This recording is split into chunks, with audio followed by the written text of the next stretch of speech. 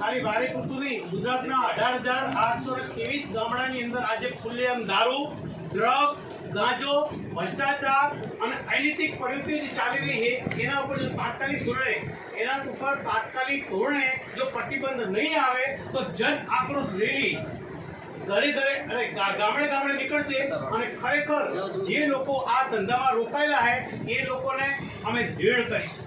નાની ઉંમરમાં મહિલાઓ એટલી બધી યુવા થઈ છે, યુવા વર્ગ અત્યારે રવાડે ચડે છે, એને બચાવવામાં આવે, શિક્ષણ ઉપર ખાસ ભાર મૂકવામાં આવે. એના અનુસંધાને અત્યારે જે સમાજ દારૂ તરફ અને જે નશા તરફ પ્રેરાઈ રહ્યો છે એને તાત્કાલિક ધોરણે બંધ કરવામાં આવે. આપ તરફથી અમે આશા અને અપેક્ષા સાથે અહીંયા આવ્યા છીએ આટલી મોટી સંખ્યામાં. અત્યારે ઓછા છે પણ જો આ પ્રવૃત્તિ ઉપર બેન મૂકવામાં નહીં આવે તો આવનારા દિવસોમાં જનતા રેડ પણ કરવામાં આવે.